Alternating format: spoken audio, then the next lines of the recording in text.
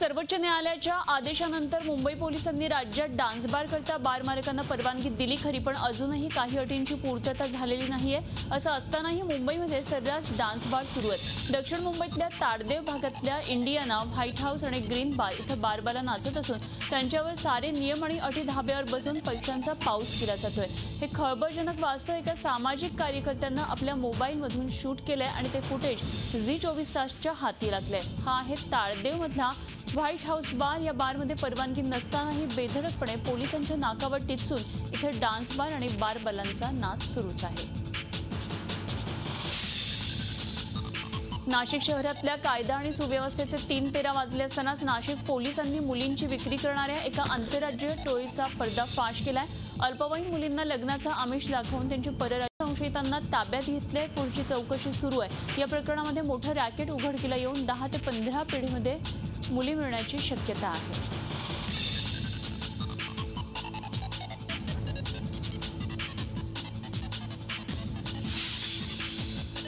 उद्या 12वीचा HSC बोर्डाचा निकाल जाहीर होणार आहे। हा निकाल ऑनलाईन दुपारी 1 वाजता उपलब्ध होईल। सकाळी 11 वाजता बोर्डाची पत्रकार परिषद होणार आणि त्यानंतर वेबसाईटवर दुपारी हा निकाल जाहीर होणार आहे।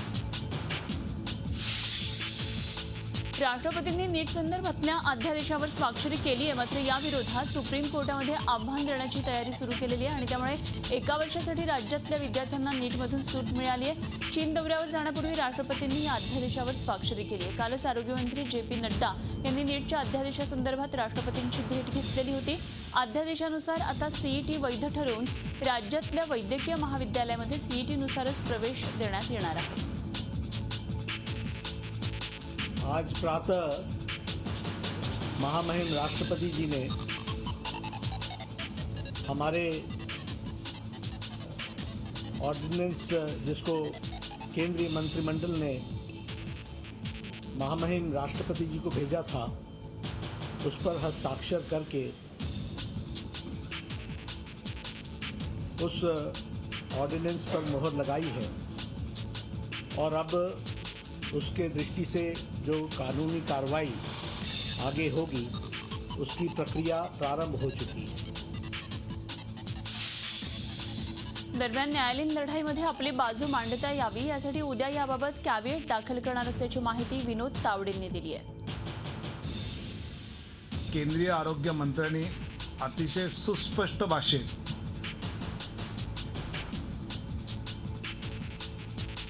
म्हणजे कोणीही तोंडघशी पडलेलं नाही किंवा कोणी उराशी नाही। चिंतातूर पालक, अस्वस्थ विद्यार्थी यांना मी खूप स्पष्ट शब्दात माहिती देऊ इच्छितो। 2810 जागा राज्य सरकारच्या वैद्यकीय महाविद्यालयातल्या या MHCET जी 5 मेला झाली त्याच्या मेरिट लिस्टनुसारच भरल्या जातील। गेल्या अनेक महिन्यांपासून सुरू असलेल्या पुण्याच्या सिंहगड स्प्रिंगडेल स्कूलच्या पालकांच्या लढ्याला यश आले। अनेक दिवसांपासून प्रशासनाकडे तक्रारी करूनही शाळेवर कारवाई झाली नव्हती, मात्र झी24 तासच्या माध्यमातून पालकांनी या विषयाला वाचा फोडली आहे आणि अवघ्या काही तासातच ही नोटीस बजावण्यात आली आहे। शाळेनं नियमांचं पालन केलं नाही तर शिक्षण हक्क कायद्याअंतर्गत कारवाई करण्याचा इशारा दिला गेला आहे। दुष्काळग्रस्त भागामध्ये बांधकामांना पाणी देऊ नका असे आदेश हायकोर्टानं आता राज्य सरकारला दिलेत आणि त्याचबरोबर कत्तलखान्यांना पिण्याचं पाणी देऊ नका। पाण्याचे स्रोत ही कोणाची खासगी मालमत्ता होऊ शकत नाही। सगळ्या हॉस्पिटल्समध्ये उष्माघात बाधित रुग्णांसाठी स्वतंत्र वॉर्ड उभारा असे सगळे निर्देश कोर्टाने दिलेत आणि त्याचबरोबर जिल्हा पातळीवर हॉस्पिटल्समध्ये ऑपरेशनसाठी पाणी हवं असल्यास जिल्हाधिकाऱ्यांकडे अर्ज करावा असंही कोर्टानं म्हटलंय। पाणी पुरवठ्यासंदर्भातल्या एका जनहित याचिकेवर सुनावणी करताना हायकोर्टानं हे निर्देश दिलेत। महाराष्ट्रातल्या दारू उत्पादकांना पाणी पुरवठा पूर्ण बंद करण्यासंदर्भातली याचिका सर्वोच्च न्यायालयानं फेटाळून लावली आहे। औरंगाबाद हायकोर्टानं दारू कंपन्यांना होणाऱ्या पाणी पुरवठ्यात 60% कपात करण्याचा निर्णय घेतला आणि त्याविरोधात याचिकाकर्त्यांनी सर्वोच्च न्यायालयात धाव घेतली, पण सर्वोच्च न्यायालयानं ही याचिका फेटाळून लावली आहे। या निर्णयामुळे दारू कंपन्यांना मोठा दिलासा मिळाला आहे। धरण उशाला आणि कोरड घशाला अशी अवस्था लातूर जिल्ह्यातल्या अहमदपूर शहराची झाली आहे। लिंबोटी धरणजवळ असतानाही पालिका लक्ष देत नसल्याचा आरोप करत अहमदपूर नगरपालिकेची प्रतिकात्मक अंत्ययात्रा काढण्यात आली। साजिदभाई मित्र मंडळाच्या वतीनं हे आंदोलन करण्यात आलं। या आंदोलनामध्ये तिरडी, मुंडण आणि अग्नी देण्याचा विधी करून प्रशासनाचा निषेध करण्यात आला। लिंबोटी प्रकल्पाच्या माध्यमातून या अहमदपूर शहराला फक्त 6 किलोमीटरवर जवळपास 5 वर्ष पुरण एवढं पाणी आहे असून सुद्धा या नगरपालिकेचं खंड नियोजन नाही आणि या नगरपालिकेचे कर्मचारी आणि नगरसेवक नगराध्यक्ष यांच्या कोणामध्ये ताळमेल नाही। त्यामुळं या अहमदपूर शहरवासियांची आज तारंबळ उडालेली आहे। त्यामुळं अहमदपूर वासियांच्या वतीनं अंत्ययात्रा या साजिदभाई मित्रमंडळाच्या माध्यमातून आम्ही काढण्यात आलेली आहे। राज्याला अभूतपूर्व अशा दुष्काळाचा सामना करावा लागतोय। कधी नव्हे एवढं भीषण पाणी संकट राज्यावर ओढवलंय। मराठवाड्यामध्ये उपयुक्त जलसाठा आता 1% आलाय। फक्त 1-2 धरणांचा अपवाद वगळता सर्वच धरणं कोरडी ठाक पडलीत आणि त्यामुळे मराठवाड्यातल्या जनतेसोबत धरणांना सुद्धा आता पावसाचीच प्रतीक्षा आहे।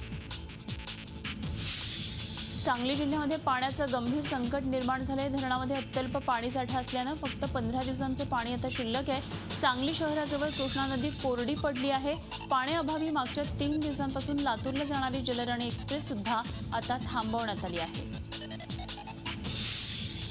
परभणी जिल्ह्यातल्या जिंतूर तालुक्यातल्या चारठाणा इथं दुष्काळावर मात करण्यासाठी नाला सरळीकरण आणि खोलीकरण कामाचा शुभारंभ करण्यात आला।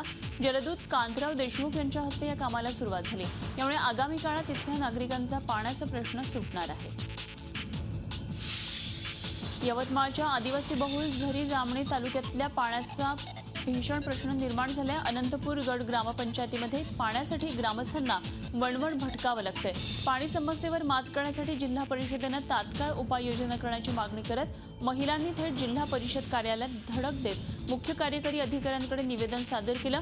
अनंतपूरमध्ये एक हातपंप आहे। पाणी पातळी खोल गेल्यानं हा पंप आता बंद पडला आहे। या गावातल्या नळ योजना देखील बंद पडलेली आहे। या ठिकाणी एक सार्वजनिक विहीर आहे, मात्र या विहिरीचं पाणी पिण्यासाठी अयोग्य आहे। दूषित पाण्यामुळे पिण्याच्या पाण्याचा प्रश्न बिकट झालाय। हा प्रश्न तात्काळ मार्गी लावावा अशी मागणी महिलांनी केली आणि यावेळी मुख्य कार्यकारी अधिकाऱ्यांनी पाण्याचा प्रश्न सोडवण्याचं आश्वासन दिलं। वावरातून आणून आम्ही पाणी पितात, हे लोक देत आहे म्हणून उभं राहणार, आम्ही का पिलं असतं? वावरातून 12 वाजता आम्ही येणार आणि दिवसभर उन्हामध्ये पाणी धुणंच करायचं का? बाकीचे कामं नाही आम्हाला। असं दूषित पाणी हे लोक 2 किलोमीटर आणून पितात आणि जे लघु नळ योजना तिथे चालू आहे त्या नळ योजनेतून अशा घाणेरडं पाणी तिथे येऊन राहिलं। त्यामुळे आम्ही पंचायत समितीला काल मोर्चा नेला होता। पंचायत समितीला मिळवून सांगितलं आणि आज मुख्य कार्यकारी अधिकारी जिल्हा परिषद यवतमाळ यांना निवेदन दिलं की तुम्ही पाण्याची व्यवस्था आमच्या झरी तालुक्यातली अजून 7-8 गाव आहे, गणेशपूर आहे, येडद आहे, डोंगरगाव आहे, अशी बरेच गाव आहे की जिथे पाण्याची अडचण याच्या सगळ्या तुम्ही दूर करा यासाठी आम्ही एक जागृत म्हणून मोर्चा इथे यांना निवेदन द्यायसाठी आलो। दुष्काळ आणि पाणी टंचाईचा सामना करावा लागणारे लातूरकरांच्या मदतीला चक्क पंजाब धावून आलाय। पंजाबच्या खालसा एड या आंतरराष्ट्रीय संस्थेच्या वतीनं शीख तरुण गेल्या 20 दिवसांपासून लातूर शहर आणि जिल्ह्यामध्ये मोफत पाणी वाटप करत आहेत। दररोज 1 लाख लिटर प्रमाणे या शीख तरुणांनी लातूर जिल्ह्यात आतापर्यंत 20 लाख लिटरहून अधिक पाणी वाटप केलं आहे। दोघांचा बळी घेणाऱ्या अस्वलाला बुलडाणा वनविभागानं जेरबंद केले। दुष्काळाचे चटके मानवाप्रमाणेच वन्य प्राण्यांना सुद्धा बसू लागलेत आणि त्यामुळेच पाण्याच्या शोधात मानवी वस्तीकडे येणाऱ्या वन्यजीवांकडून होणारे हल्ले आता वाढलेत। बुलडाणा जिल्ह्यातल्या करवंड परिसरामध्ये गेल्या 15 दिवसामध्ये अस्वलानं 3 प्राणघातक हल्ले केले। यामध्ये 2 मृत्यू झालाय।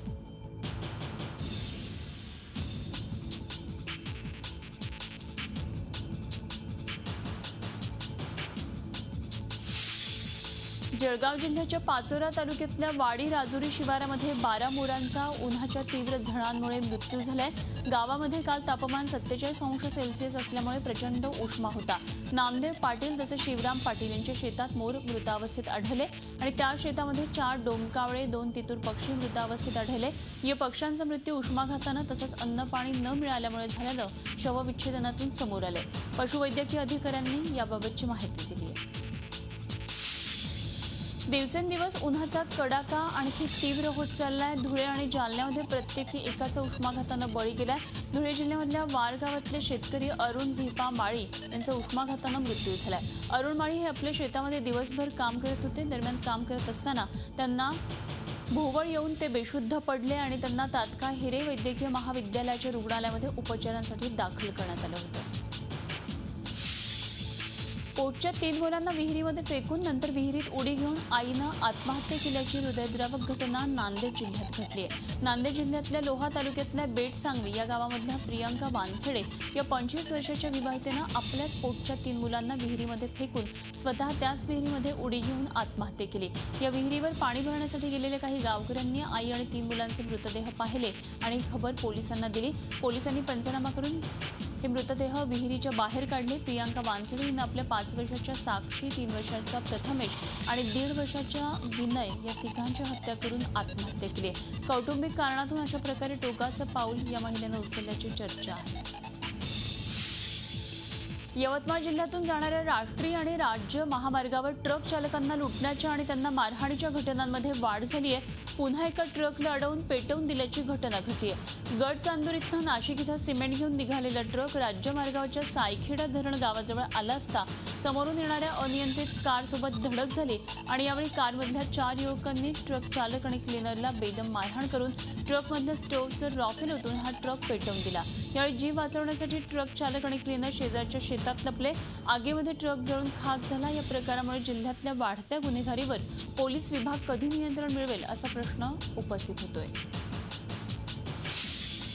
गडचिरोलीमध्ये एकूण 12 लाखांचं बक्षीस असलेल्या 3 जहाल नक्षलवाद्यांनी पोलिसांपुढे आत्मसमर्पण केलंय। आत्मसमर्पण केलेल्या नक्षलवाद्यांमध्ये पेरमिली एरिया ॲक्शन टीम सदस्य असलेल्या लच्छूराम पांडू उर्फ उंगा यांचा समावेश आहे। उंगावर 6 लाखाचं बक्षीस होतं। गडचिरोली पोलिसांचा नक्षलपीडित कुटुंबांशी असलेला थेट संपर्क, सर्व स्तरातल्या नक्षल सदस्यांच्या घरी जात मुख्य प्रवाहामध्ये सामील होण्यासाठी केली जाणारी मनधरणी आकाराला येत असल्याचं समोर आलंय। अभिनेता ऋषी कपूर यांनी महत्त्वाचे रस्ते आणि वास्तूंना गांधी घराण्याचं नाव देण्याच्या प्रकारावर काही दिवसांपूर्वी ट्विटरवरून आक्षेप घेतला होता आणि याचा निषेध करण्यासाठी सोलापूरमध्ये काँग्रेस कार्यकर्त्यांनी ऋषी कपूर यांच्या विरोधात आंदोलन केलं। त्यांच्या विरोधात जोरदार घोषणाबाजी करत शहरातल्या शौचालयाला ऋषी कपूर यांचं नाव दिलं। शासनाचा कारभार म्हणजे आंधळ दळतंय आणि कुत्रं पीठ खातंय अशी टीका नेहमीच होत असते। जळगाव जिल्हा परिषदेच्या प्राथमिक शिक्षण विभागामध्ये त्याची प्रचिती खरोखरच येते। शालेय पोषण आहाराच्या कंत्राटामध्ये मिरची चटणीचा समावेश नसताना अधिकाऱ्यांनी ठेकेदाराला लाखो रुपयांची बिलं अदा केल्याचा प्रकार माहितीच्या अधिकारात उघड झालाय। ग्रामीण भागातल्या आरोग्य सेवा सक्षम करण्यासाठी आणि विविध दुर्धर आजारांना होणारे महिला आणि बालमृत्यू दर रोखण्यासाठी केंद्र सरकारनं राष्ट्रीय ग्रामीण आरोग्य अभियान सुरू केलंय। या माध्यमातून ग्रामीण भागातल्या नागरिकांचं आरोग्य, स्वच्छ परिसर, सुरक्षित पाणी पुरवठा या विषयांबाबत जनजागृती आणि औषध उपचार करण्यासाठी ग्रामीण आरोग्य यंत्रणा उभारल्या गेल्यात। मात्र वैद्यकीय अधिकारी मुख्यालयात थांबत नसल्यामुळे त्या सुविधा रुग्णांना मिळत नसल्याचं समोर आलंय। जिंतूर तालुक्यातल्या बोरी गावचे ग्रामीण रुग्णालय रिक्त पदांमुळे आणि आहे ते सगळे वैद्यकीय अधिकारी मुख्यालयात थांबत नसल्यामुळे ग्रामीण आरोग्य व्यवस्था विस्कळीत झाली आहे। नाशिकमध्ये पुन्हा एकदा खुनाची घटना घडली आहे। सातपूर परिसरामध्ये संदीप चव्हाण या युवकाची हत्या करण्यात आली आहे। नाशिकमध्ये गेल्या 15 ते 20 दिवसातल्या हा 5वा खून ठरतोय। यावर्षी नाशिकमध्ये खुनाचा आकडा 20च्याही वर गेलाय, त्यामुळे नाशिकमध्ये सुरक्षेचा प्रश्न ऐरणीवर आलाय। औरंगाबादमध्ये दुपट्टा गँग नावाच्या महिला गँगचे प्रताप उघडकीला आले। 6 महिलांची ही गँग दुकानं फोडून त्यातून फक्त रोकड चोरी करत असल्याचं दुकानाच्या सीसीटीव्हीमध्ये कैद झालंय। या महिला दुकानाच्या बाहेर रात्री घोळका करून बसतात आणि ओढणीने स्वतःला लपवतात। त्यामध्ये एक महिला लोखंडी रॉडनं दुकानाचं शटर वर करून आत जाते आणि चोरी करते। हा सर्व प्रकार सीसीटीव्ही कॅमेऱ्यामध्ये कैद झाला आणि सगळा प्रकार उघडकीला देखील आलाय। पोलिसही या चोरीच्या स्टाईलनं चक्रावून गेले। तशी एक महिलांची गँग घरफोडी करणारी पहिल्यांदाच लक्षात आलेली आहे। 5-6 महिला त्याच्यामध्ये आहेत आणि काही मिनिटांमध्येच त्या लॉक तोडतात, आतमध्ये जातात, आतला सामान घेऊन पसार होऊन जातात, व्हॅल्युएबल्स घेऊन। त्याचे CCTVचे फुटेजेस मिळालेले आहेत, त्याही याच्यातनं तपास करण्यात येत आहे। दुसरा तपास हाही करण्यात येत आहे की यांनी सिलेक्शन दुकानाचं कसं केलं, त्याने याबद्दलची काही माहिती होती किंवा कसं याबद्दलही तपास करण्यात येईल। अद्याप कुणाला अटक करण्यात आली? अजून अद्याप अटक नाही। कांद्याच्या घसरत्या दरानं शेतकरी हवालदिल झालेत. प्रचंड खर्च करून सुद्धा हाती काहीही उरत नसल्यामुळे शेतकऱ्यांमध्ये नैराश्याचं वातावरण पसरलं. येवला कृषी उत्पन्न बाजार समितीमध्ये शनिवारी झालेली कांदा दरातली घसरण सोमवारी सुद्धा दिसून आली. कमीत कमी 2 रुपये किलो कांदा आता विकला जातोय. ठराविक कांदा हा 7 ते 8 रुपये किलो दरानं तर सरासरी कांदा 5 रुपये किलो दरानं विकला जातोय. शेतकऱ्यांचा उत्पादन खर्च सुद्धा निघून येत नसल्यामुळे शेतकरी हवालदिल आणि चिंतातूर झाले आहेत. शहीद लान्स नाईक पांडुरंग महादेव गावडे यांच्या पार्थिवावर अंत्यसंस्कार करण्यात आले. शहीद गावडे यांच्या सिंधुदुर्गातल्या आंबोली या मूळ गावी त्यांना अखेरचा निरोप देण्यात आला. त्यासाठी आंबोलीतल्या त्यांच्या शेतात व्यवस्था करण्यात आली. या ठिकाणी शहीद गावडे यांना अखेरचा निरोप देण्यासाठी पालकमंत्री, सरकारचे काही मंत्री आणि मोठ्या संख्येनं नागरिक उपस्थित होते. जम्मू काश्मीरच्या कुपवाड्यामध्ये शनिवारी दहशतवाद्यांशी झालेल्या चकमकीत गावडे गंभीर जखमी होते. रविवारी सकाळी उपचारांदरम्यान त्यांनी अखेरचा श्वास घेतला. आपल्याकडे कृत्रिम पाऊस पाडण्याचे प्रयत्न होतात, मात्र त्यांना म्हणावं तसं यश मिळत नाही. IITM संस्थेनं एक प्रकल्प हाती घेतलाय. हवामान संशोधनाच्या दृष्टिकोनातून हा प्रकल्प मैलाचा दगड ठरू शकतो.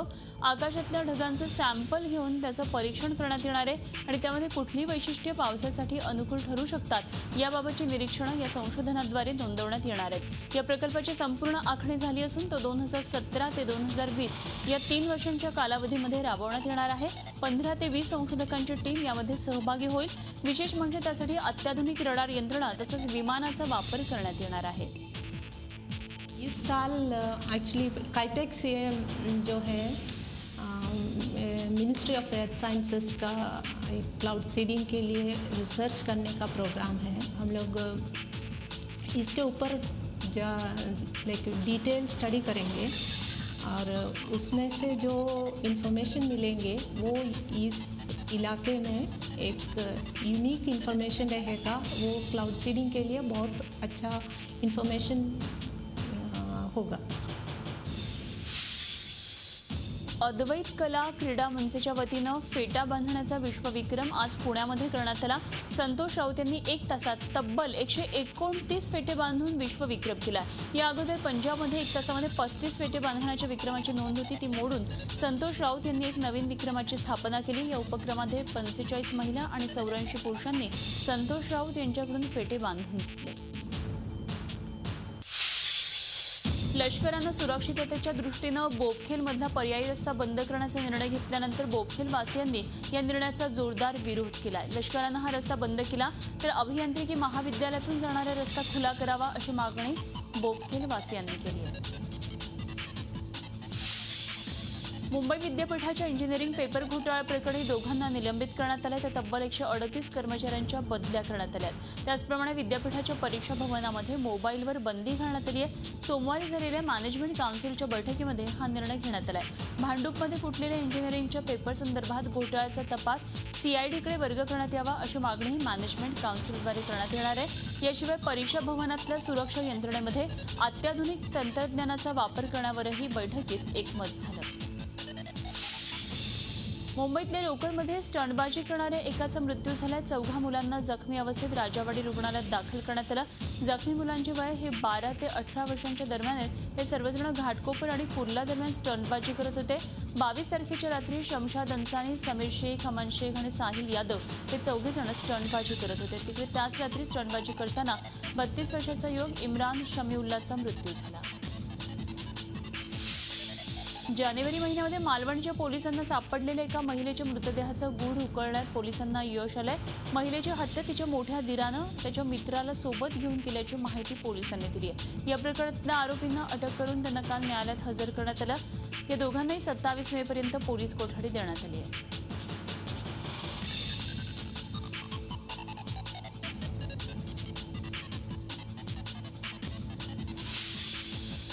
मीरा रोडमध्ये राहणाऱ्या प्रदीप गुप्ता आणि त्याच्या परिवाराला ट्रेनमध्ये मारहाण करण्यात आली आहे. गरीब रथ या ट्रेनमध्ये जेवण बनवणाऱ्या पॅन्ट्री कार विभागातल्या कर्मचाऱ्यांनी ही मारहाण केली आहे. रेल्वेमध्ये रेल्नेर या कंपनीची पाण्याची बाटली मागितल्यानं ही मारहाण केली. या मारहाणीमध्ये प्रदीप गुप्ता यांना दुखापत झाली असून मारहाण करणारे सध्या फरार आहेत. या प्रकरणी अद्यापही रेल्वे पोलिसांनी कोणालाही अटक केली नाही. झी 24 तास रहा एक पाऊल पुढे.